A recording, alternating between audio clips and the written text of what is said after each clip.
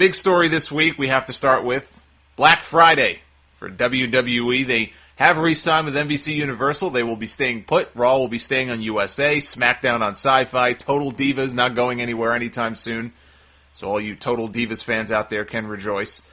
But the WWE stock didn't take so kindly to the news. Wall Street not happy with what WWE announced, which is what happens when you build things up and you build them up and you build them up and then you over-predict or over-promise and then you under-deliver. Wall Street does not take kindly to that.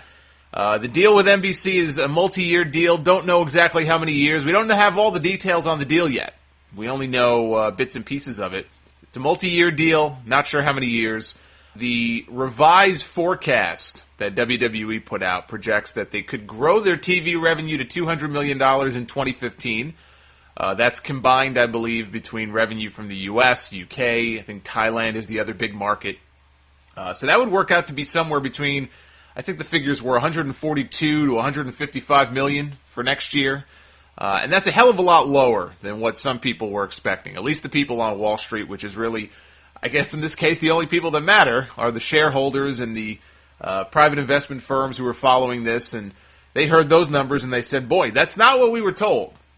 And it didn't help matters that WWE's projected break-even point for the network. Remember, they had a point where if they reached a certain number of subscribers, they would claim, I think it was like 1 million.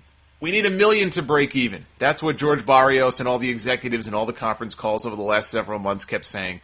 Well, it didn't help that their break-even point now has been shifted a little bit. Instead of 1 million subscribers, they now need between 1.3 and 1.4 million to break even. So I don't know if that means their operating expenses were more than they had planned for, but whatever the case may be, that also did not sit well with people. And no word on whether SmackDown is going live on Tuesdays or not, which probably means it isn't happening. It's staying on Fridays. There were a lot of people who thought SmackDown was definitely going to move to Tuesdays and be live.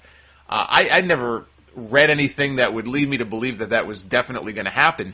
And the fact that it did not come up in the press release, they haven't said anything about it, pretty much tells me it's not going to happen.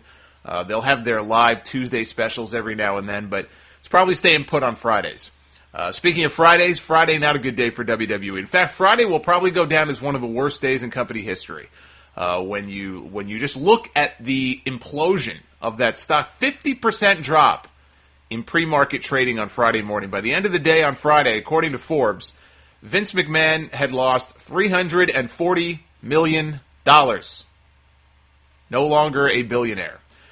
He is now worth a measly $760 million. So excuse me while I grab the world's smallest violin to string for Vince McMahon. I think he'll be okay. But boy, Stephanie sure is lucky she sold all those shares over the last year, huh? That was one of the first things I thought of, and I know some of you guys did too because you tweeted me about it. All those stories came out. You go back like 6 months, 8 months, maybe longer. And every few weeks there were stories of Stephanie McMahon selling shares of her Class A stock, a little bit here, a little bit there. Then she sold even more and even more. And I think last year she sold about $8 million worth of stock. Another $2 million in January she cashed out. She's a smart lady. I'm not saying she did anything wrong or anything illegal. I mean, I think when she sold her stock, most of it anyway, I think it was about $9 maybe, $10. It's not like she sold it when it was up around 30. About a month and a half ago. But I don't know, it makes you wonder. They had put a statement out because people were curious why she was selling so much stock, and I think they said she was, cashing out to build a house.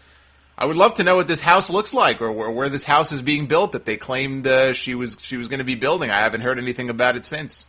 There was news that another private investment firm has bought a stake. They've taken a stake in shares of WWE. They're calling for the entire executive management team to be fired, or for new ownership to take over, following what they call a consistent period of losses, execution issues, and material misstatements. The misstatements thing is an interesting one.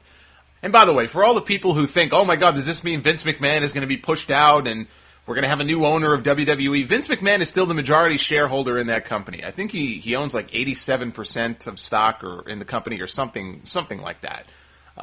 Vince McMahon is not going anywhere. Now, I don't know if you're a person like a George Barrios or any other executive, a CFO, COO, or whoever. I might be a little nervous. WWE, they have a conference call I know scheduled on Monday morning to try to kind of put everybody's mind at ease. That's going to be a very interesting call. Vince will be on there. We'll see what he has to say. But long story short, it all goes back to Vince McMahon's promise to a shareholder in August of last year that they would at least double their TV revenue. That's what he said. He said, we're going to at least double our television revenue, and if we don't, I'll let you put me in a hammerlock. That's what he told the guy. And what ended up happening is they went up, again, with this deal, they went up, 25%, 50%, which is not bad news. You always want to go up instead of going down. The problem is it didn't live up to the promises that the CEO made. If the CEO says, we're going to at least do this, and you don't do that, your numbers are going to go down. So again, it's an increase. They're going to make a lot of money. Not nearly the money they said they would. And that's a problem when you make bold claims like that to Wall Street and you don't deliver. USA, I think USA Network is really the best fit for them. I'm glad they're staying put. But they're not going to be bringing in $300 or $400 million on this deal to where that money, let's say, can offset whatever losses they incur from the loss of pay-per-view. Because that is going to hurt them going forward. As they lose more pay-per-view clearances, it's going to hurt them because not everybody is going to subscribe to the network. I like the network. I love it. I think it's a steal at $9.99. I'd get in on it now if you could. I know some international people can't. But I tell people, yeah, absolutely sign up for the network and do it now because I guarantee you a year from now it's going to be more money. Whether it's $1, $2, that price is going to go up at some point. For $9.99 for the content they give you, I think it's a steal.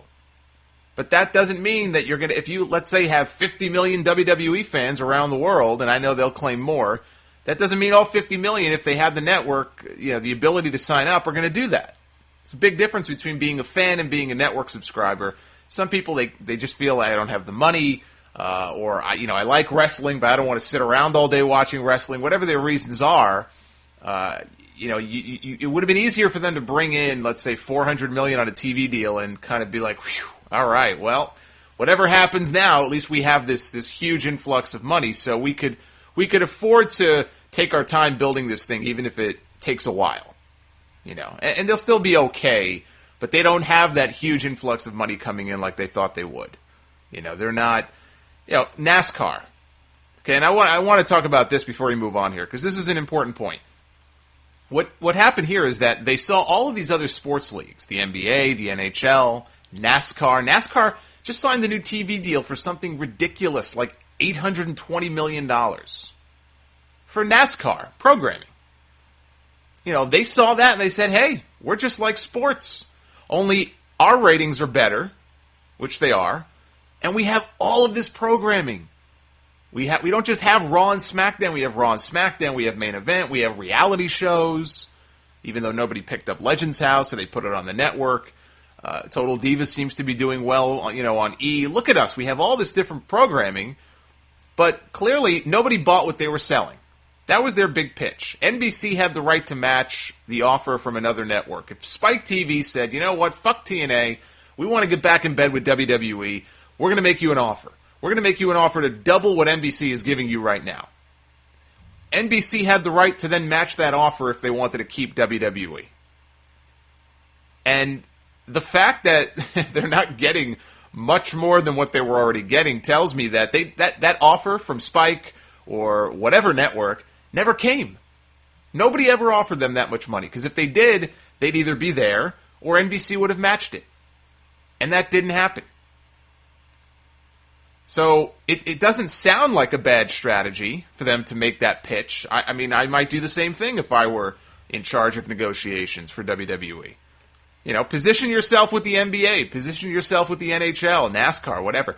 The problem is, it was so transparent. Anybody who's followed wrestling for any length of time, okay, not a private investment firm or a shareholder, people like you and me, who follow WWE, who maybe pay a little bit of attention to how they brand themselves or, read the transcripts of these investor calls, we could see what was going on here. For the longest time, they were trying to position themselves as a sport, because they wanted sports-like money. But the problem is, for years, they shouted from the highest rooftop, we are not sports. We are entertainment. What UFC does and what we do are two totally different things. They're sport, we're entertainment. We put smiles on people's faces. We make movies. Remember that classic Vince line? They make movies every week, like Raw is a movie. It's a 3-hour movie. Well, you can't have it both ways, dude. Doesn't work that way. You're either a sport or you're not. They only want to be a sport when it's convenient for them. When their DVDs were atop the sports charts at number 1, the Billboard sports charts, we would get a did you know fact about it on TV. At the same time, they were claiming we're not a sport. So nobody bought into that baloney. Had they taken their product in maybe a slightly different direction, let's say 5 years ago, a little more sport, a little less Cobra, a little less Kane dragging people to hell, who knows? Maybe somebody would have bought into it, but they didn't. The one good thing for them, at least they have their TV deal locked up. The same can't be said for TNA. TNA is in a more precarious position right now. Their deal with Spike is up in the fall. There's been no announcement of a new deal between the two sides. TNA, I know they partnered up with that talent agency, that UTA agency, to help negotiate a new deal for them. WWE staying on USA is good news because that means they're not going back to Spike, which would have meant the death of TNA. So they get a stay of execution in that way, but that doesn't automatically mean that Spike is going to keep them. You would think they would. I think, Impact's ratings, it's pretty much, if nothing else, you can pretty much set your watch to what the Impact rating is going to be week to week. It'll fluctuate. Sometimes it'll go down to like a 0.8 or a 0.9. Some weeks it'll go up to a 1.2. There's no rhyme or reason for it, but it generally stays in that range. And it probably does better, I'm guessing, than most programming on Spike does. But it's entirely up to them. The ball's in their court. If for whatever reason they're like, you know what, we don't see any upward mobility here, we want to go in a different direction, that could be it for Spike and TNA. So that's the next big story that's going to have to get sorted out, and it's going to have to get sorted out in the next few months. It's going to have to get sorted out this summer. And these things normally, you don't wait until the last minute. So I would think if there's going to be some sort of announcement that it's going to come in the next, month or two. So we'll follow that and we'll see what happens.